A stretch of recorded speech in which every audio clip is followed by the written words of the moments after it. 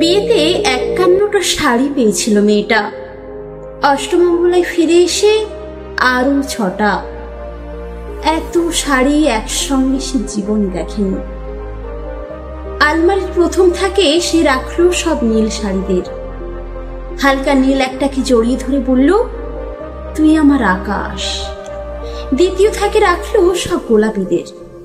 একটা গোলাপিকে জড়িয়ে সে বলল, তোর নাম অভিমান। তৃতীয় থাকে 3টি ময়ূর, যেন 3 দিক থেকে ছুটে আসা সুখ। তেজপাতা রং যে শাড়িটার, তার নাম দিল বিষাদ। সারা বছর সে শুধু শাড়ি উপহার পেল।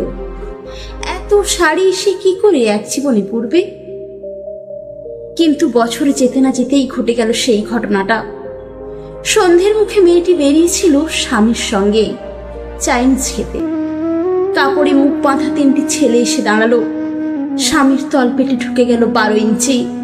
ওপর থেকে নিচে, নিচে নেমে ডান দিকে যাকে বলে এন পড়ে রইল খাবার।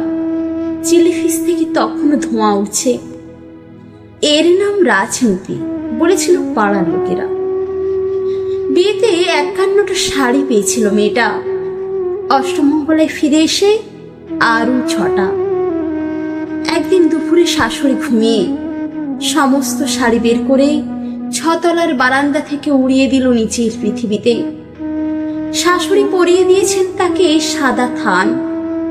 19 বছরের একটা মেয়ে, সে একা। কিন্তু সেই থানও এক ছটকায় খুলে নিল 3 জন। পাড়ার মোড়ে একটি সদ্য নগ্ন বিধবা মেয়ে দৌড়চ্ছে আর চিৎকার করছে, বাঁচাও। পেছনে 3 জন। সে কি উল্লাস! নির্বাক পাড়ার লোকেরা। বিয়েতে 51টা শাড়ি পেয়েছিল মেয়েটা। অষ্টমঙ্গলায় ফিরে এসে আরো 6টা।